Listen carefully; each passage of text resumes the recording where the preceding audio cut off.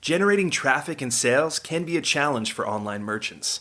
But selling on the Walmart Marketplace puts your products in front of millions of customers who shop on Walmart.com. And right now, sellers who join Walmart Marketplace can save up to 50% on referral and fulfillment fees for the first 90 days. So get started today. Head over to marketplace.walmart.com/savings. That's marketplace.walmart.com/savings. Welcome to E-Commerce Conversations, a podcast by Practical E-Commerce. What's going on, Internet? Eric Van Holtz here, back again with another E-Commerce Conversations. Hope all's going well on the other side of the Internet. On the other side of the Internet, maybe on the other side of the world, I've got Christian, and I'm going to pronounce his name Salza, but I'm going to let you pronounce the name after the introduction. He's a managing director with Berlin Brands Group. Welcome, Christian. Hi, very happy to be here. Hi, Eric. All right, so I'm not German, even though I am of German descent, but I want for all the listeners to hear how you properly hear the name. Now, it's spelled Salza. Yes, and it's in Germany, I call myself Christian Salza. That's how we pronounce it here. But I used to live in the US and everybody called me Salsa. So so that's okay too. I've fallen down the rabbit hole of YouTube every once in a while, and there's this German woman living in Ohio, and she has like how Americans pronounce German words and vice versa.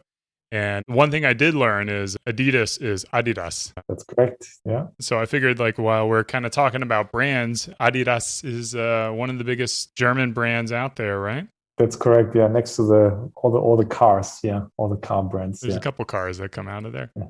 But you guys have quite a number of brands. You're kind of like an accumulation of about 14 different brands? How many brands are you guys managing? Yeah, there's actually more than that, but we have a couple of big ones, and these are Klarstein, Auna, Blumfeld, just to name a few. But we have quite a larger amount of smaller brands. And as we kind of go and acquire more brands, of course, our family of brands is also growing. So I want to touch base on that, like the strategy, a little bit of how you've grown. Did it start with a single brand? Did you guys acquire a company and add brands? Has it always been acquisition, or how much of it has been grown in-house? So the company was actually started 15 years ago by our founder, Peter. And Peter was 19 back then, and he was just about to study and wanted to have some fun before he starts and become a DJ, at least for several months. And so he was looking for DJ equipment, and everything he could find was very expensive. So he said like, hey, this can't be possible. Like, why do I have to spend a fortune just to play some music professionally? So he went out, actually found some products, imported them from China, and then started to sell it. That's kind of how it evolved. So the idea was really behind democratizing products and great design.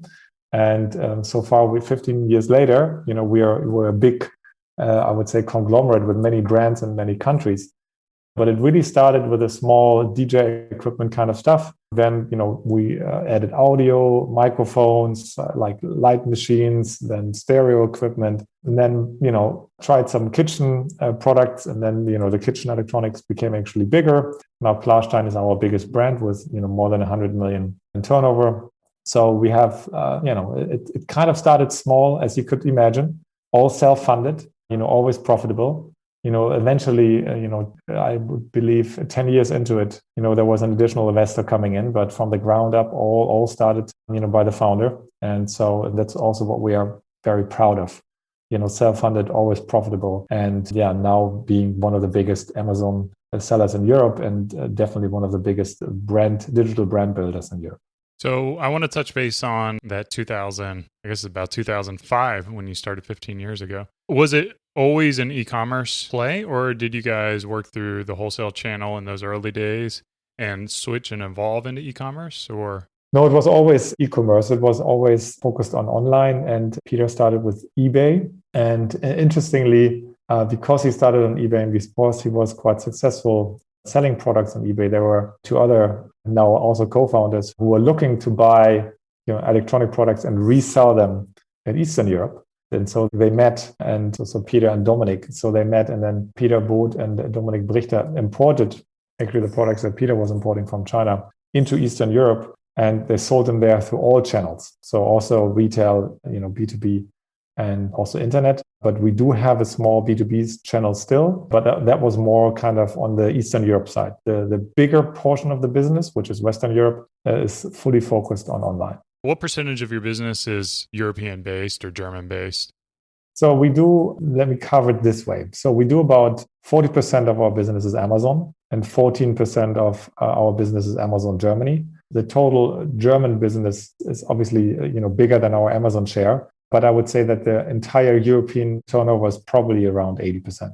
Okay. So as an American, I always love speaking with people who just have perspectives on different markets. We don't currently sell Beard Brand in Europe. We found it really challenging. What are some of the pitfalls that you have, like serving the European market and just like the logistics behind every single country, the language barriers, all that? Like, what is the strategy that you guys take for that? Yeah, as you rightfully said, it's quite complicated to sell in Europe. You have so many different languages, you have many different channels, and then you also have in each country like different payment methods, and then you also have different logistic providers, and you have to master it all in order to be successful. So while we started to scale internationally and sell more and more internationally, it was kind of a side effect at the beginning that we, try to learn all these skill set and build this platform that now allows us to actually launch these brands and just put them on the platform and shoot them out into all the different distribution channels across Europe. And, luckily we are also in Berlin, and which is, very international city. So we have people from, all over Europe who speak all these different languages who can help us with, translation, content creation, and all these kinds of things. So I think, looking at the business right now, we have built the technology and also the logistic infrastructure to really serve Europe in a very short time frame, most of it within one day. And so we have multiple warehouses, and we have a shop platform that has access to more than 100 channels. So we are connected to more than 100 different web shops, marketplaces, etc., where we can push our products into these shops, and kind of like we would be a dropship supplier to all these markets, and then the consumer can buy these products. So we have access to all these channels, access to all these countries, and master the logistic and technology behind it. And that's really how we are successful right now. Let's talk a little bit about that technology, and kind of digging under the hood a little bit, as we say here in America. So you built this from the ground up, or are you working off like an open source platform for your essentially content management or backend?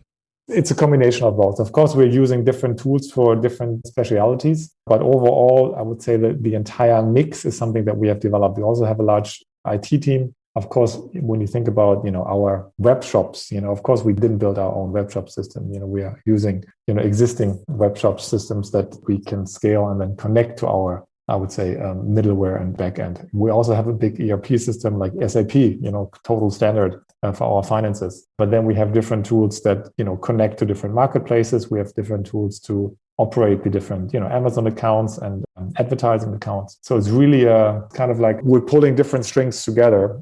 Then at the end becomes the platform and the system that we call Launchpad now. Okay. So Launchpad, any regrets going this direction versus, kind of more of an out of the box solution? Or is it you're just trying to do something so complex that you had to build it out internally? I wouldn't say that we built a lot internally. Like, I think what we are doing well is we're connecting, the best tools, and we're also replacing them. We're constantly looking at, what tools are, out there and also help us to do it better. And then we are good at connecting these tools into our infrastructure. And I think that's really our strength. And also to be fast in doing so, whenever there's a new tool, a new technology, a new way of looking things coming out, or a new efficient way, then we put it in there into our platform. But of course, there's also other stuff like, forecasting tools. There's a lot of things that are being built in-house. And I would say it's always difficult when you start, you start building, you have different kind of sometimes silos, and then they need to connect to each other and need to talk to each other. And that becomes more and more difficult as you grow. But, we did the switch about, a year ago to SAP, which is now complete. We completed it this year. And then we have, a kind of a middleware that sits in between, SAP and our other softwares. And if the middleware, and you have a middleware that's quite strong, and you connect just different applications and different softwares to it, and that, they can communicate quite easily. And that's really a skill set that we have. So I would say there's no regrets there. Could it always go better? Yes. Is it always, perfect? Probably not either. And We're running into our challenges too. But I think the speed of how we can adapt and how we can fix things is quite amazing. Yeah. Hearing the words ERP just brings like shivers down my spine. And it just makes me, it's like the fight or flight. Like I just don't want to think about it, don't want to implement it, don't want to, like, you feel like SAP is working for you so far, or is it still just headaches like everyone always talks about? No, it is working for us. But I think if I did run different e-commerce companies also before. And if you don't have a proper ERP and you don't start with it, you pay for it later and you pay for it big times. If you don't have a proper, item management, warehouse management, reordering, invoicing, bill payment kind of system in place, it bites you later. So we are quite happy that we focus on technology early. I've also worked for big e-commerce before where we did a lot of customization on the ERP and we really had to pay for it. And it was really a difficult switch. But I could only recommend to anybody starting a business, focus on technology also early. If you don't want to do it, start quick and sell fast, but rather build a sustainable business, like invest into infrastructure and invest really understanding what you need and talk to people, in your network or reach out to people who are doing it successfully to find out, what you need, but definitely start with something. It's better than starting with nothing, because you can always migrate. But if you start with the wrong structure and data structure, you're screwed in the long run. Yeah. What did you guys start with? I'm actually not 100% sure because I wasn't there during the time frame. I was just there starting from the SAP switch. But in the US, we're also working with Navision, and in Germany now, or in Europe, I would say SAP. But I would imagine that's the system lens that we started with. Okay. Now, one thing that I'm kind of curious about is how you guys are finding brands. What kind of brands are you looking for? And then just briefly, like looking at it, a couple of brands you have, it looks like all the storefronts are very similar. So you clearly have this like integration process. Kind of walk me through like that onboarding process and what you're looking for with the brands that you're buying or the companies that you're buying and how that rollout's going to be. Yeah. So first of all, we're looking for brands who are, successful already, in their marketplace or in their market, country. What is successful to you? Yeah, what that means is they should have a significant turnover already. So sweet spot for us would be between 3 and actually 100 million. So we can go up to 100 or higher. Obviously, those kinds of sellers don't come around every day. We understand that. But I would say from 3 to 15, 25, that's probably what we can easily do and also fast implement. We're also looking at smaller ones, but then they would need to have a strong growth trajectory, meaning fast growth and really some interesting products. What do these need to bring? Of course, similar to what other people also say is great real estate, reviews, rankings, and also some history about sales and being a top seller in that specific category. And that's kind of the Amazon game. And if you think about the direct-to-consumer ones, then we would say, hey, there needs to be a shop that's, high-performing shop with relatively low advertising spend, so it allows profitability and good conversion, But overall, I would say we're looking for top sellers. We're looking for a product assortment that is very productive. If you could have, a shop 5 million sales with, 10,000 SKUs or a shop with 5 million sales and 150 or even 50 SKUs, that would be much more attractive to us. So that's really the sweet spot of what we are looking for. And I always like to say, hey, at the end of the day, what we want to do, we want to buy top sellers, and items that sell well, items that will continue to scale, and items where we also believe that we can build something around. We are coming from the product side originally. There are many other out there who, believe this business idea is very profitable and go into it. And they come from, M&A, from finance, from consulting, from all kinds of different things. But we are product people. I've been selling products since, I'm 19 years old. Peter, since he's 19 years old. We are product people. And what we do like is to grow brands. So what we look at first is when we look at a new brand, we say, hey, what can we actually do with this brand and how can we, scale it? So it starts with the product. And then we look at, okay, how can we extend it? First, of course, there's the easy stuff, sizes, colors, variations, etc. And then we say, okay, how can we actually really expand the portfolio and where is the market? And then, of course, we use different tools again to identify how big is the market in each country, what kind of products are being looked for. And then we kind of invest into, sourcing these, developing those, and then pushing them and growing them. And then on the side note, again, it's kind of like we understand all these different channels. We understand we have distribution channels in all these countries. So then we push these products out there, support them with the right, content, marketing, advertising, and then we see them grow, and that's really what I think makes us different to many other players that are out there. How do you integrate the team and the assets that they have? Is it, come work in our office here in Berlin, or, here's a nice severance to help you guys move on to the next project and we'll take over all the assets? Yeah, so normally it really depends on the size of the seller, and also what the seller wants to do. But normally what's happening is when we talk to sellers, a lot of them say, hey, I've grown it, I'm quite successful at it, I'm happy where I got it to, but to bring it to the next level, that's a different skill set, and especially if you think about conquering Europe, you need to invest heavily into infrastructure, content production, translations, just the VAT filing is very complicated, because in every country you have to do a different VAT filing. So that's something where some founders say, I'm out of here. Thank you so much. I'm happy with this level, but I don't want to do this anymore. And most of the sellers that we talk to are actually that type, and then they say, hey, you know what? I love what I'm doing, but I'm happily starting my next brand. So there we would really buy the assets from these owners. So that means if we look at the balance sheet of the company, we don't buy the entire company, but we just buy the assets that are relevant for us, which, of course, are the rankings on Amazon, which is the IP, which is the patents if they're there, which is, of course, the inventory, and potentially also the Amazon account,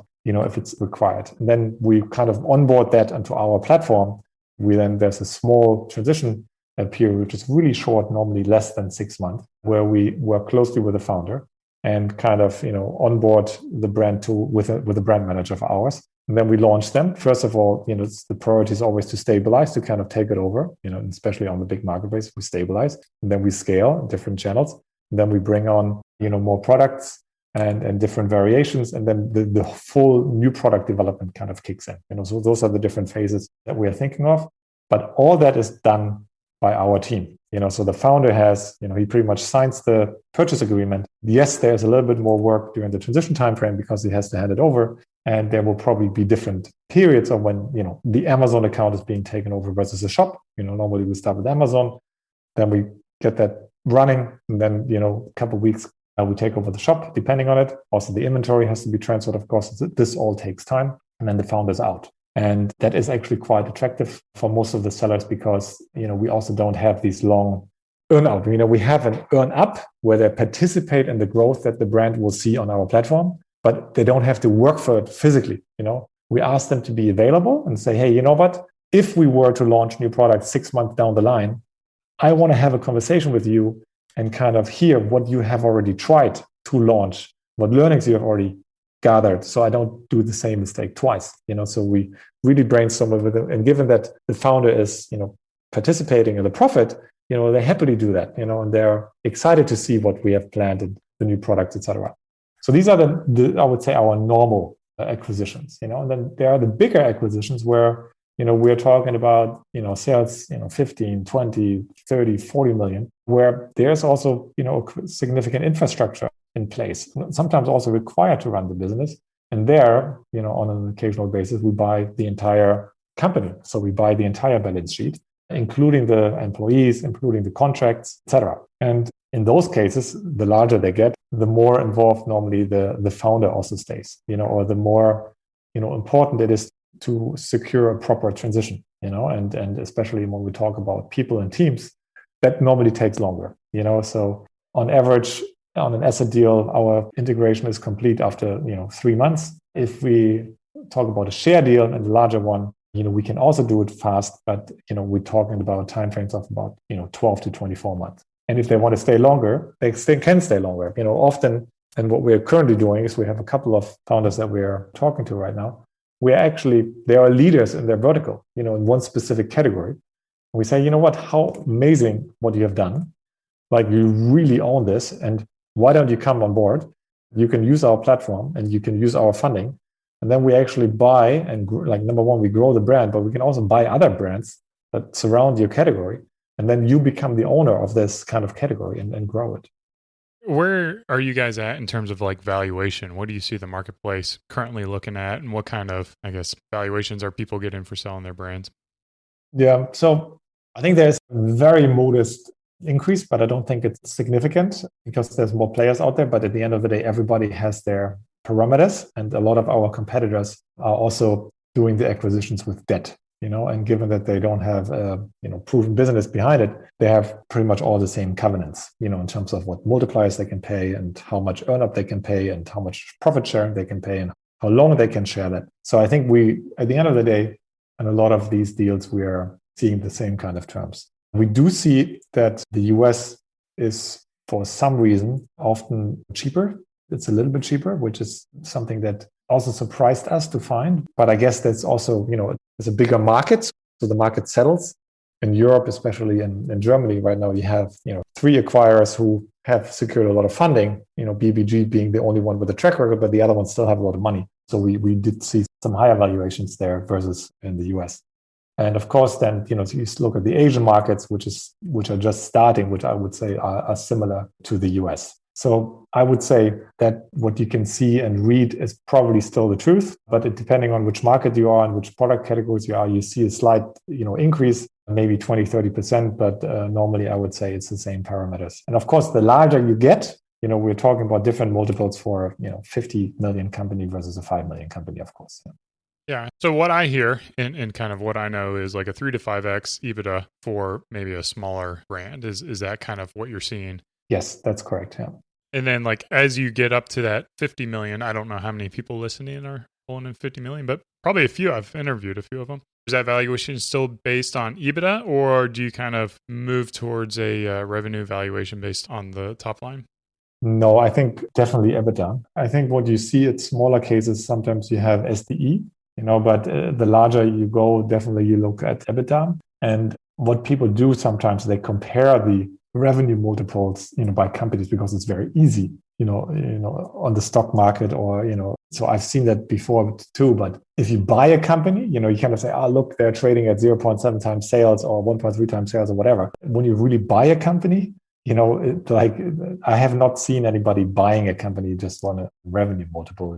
You always look at profitability, always look at sustainability of your profit level. And that's really the fundamental for the valuation. The next thing I wanted to talk about was just kind of like the products that you keep an eye out. Obviously, you've got the sweet spot. When you're uncovering brands to acquire, is that one of the biggest things is products that they sell, the people they cater to, or are you really flexible with what markets you can go into? Yeah, we're very flexible with markets and categories we can go into. Of course, we're looking at the market, and of course, we're trying to find out as much information as we can. Who's on Amazon, who's selling well, what products are selling well, what categories are selling well. And then we look at travel, we look at, different subsegment of tools. And, these are all not our core categories. We come from home, electronics, we come from home furnishing, we come from sports and, these kinds of products, but we have acquired all kinds of, decorating items, pet supplies, and, other categories that are not yet announced.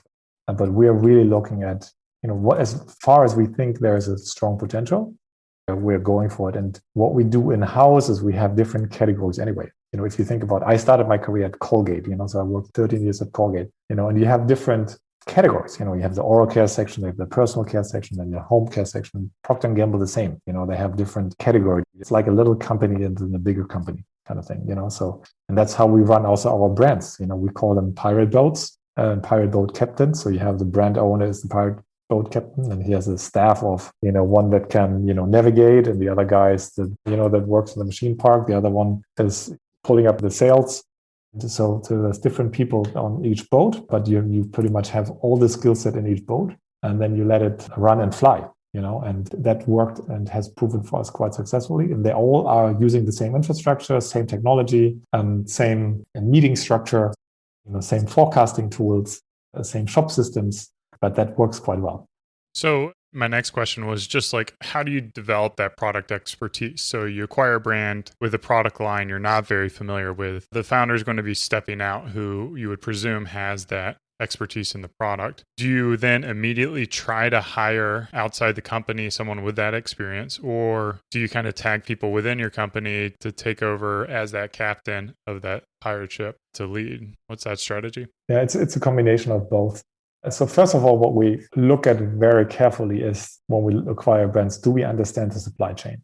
If you think about also, buying Amazon real estate, the main thing is like, can we get the product? Do we understand the product? And can we play this, this product on Amazon? So, and normally, we have an own Hong Kong sales office, including a big quality team. And, we have that fully under control, and we know, and we can buy pretty much anything, electronics, non-electronics, furniture, big, small, foam, mechanical. We have done it, and we know this. So as long as we understand the supply chain, that's the first big checkbox, right?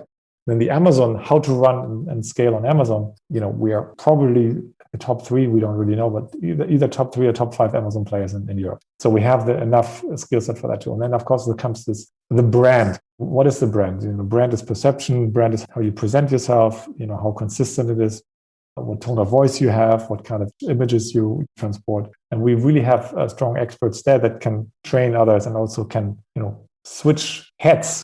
They know how to set a sports brand in scene versus, a home and living scene versus garden furniture versus grills versus tents versus, a soccer goal or whatever, And I think that's all the same.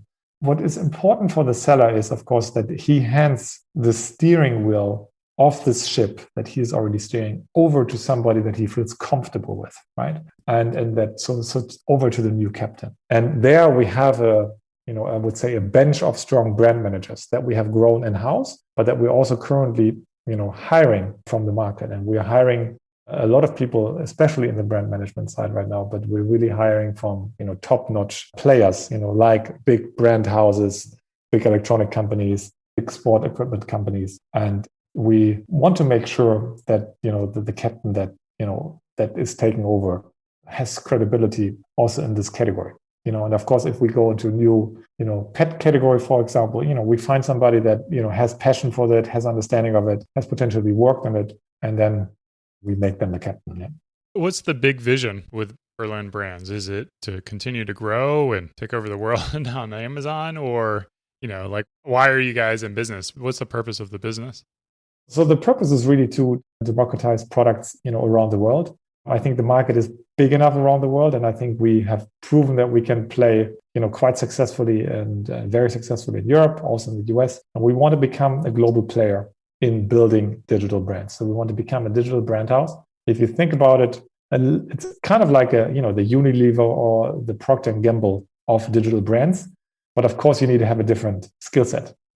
Procter & Gamble did a lot of, advertising, distribution, also supply chain, similar to Colgate. Here it's now, you have to understand, interfaces, technology, scalability. You have to read and understand, customer demands and, different types of skills that are required right now, of course, including the supply chain. And we want to master these and become a global player. Biggest player, our next goal is to become the biggest digital brand house and also brand acquirer in Europe, and which we probably are already, but this is kind of where we want to grow and support our position there, or strengthen our position. That's the right word. And then, of course, we've just secured a lot of funding that we also want to use in the US, and so become a bigger player also in the US and one of the top acquirers also in the US.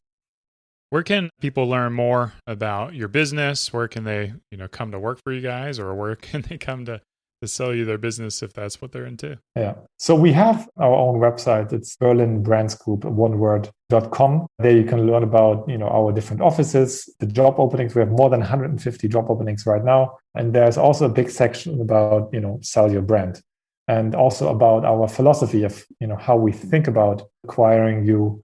And once you are on that page, you can see that, our approach is a little bit different versus the other guys. Cool. Well, it's been a pleasure hearing your story. It's mega impressive to me to build a mid-9-figure business. It's just something for me as a smaller brand I can't even fathom. But I loved listening and loved hearing about your operational flow on how you do that. Hopefully our listeners were able to grab a nugget or two of information or inspiration on what Christian has done. As always, this has been another e-commerce Conversations. Thanks. Cheers. Keep on growing.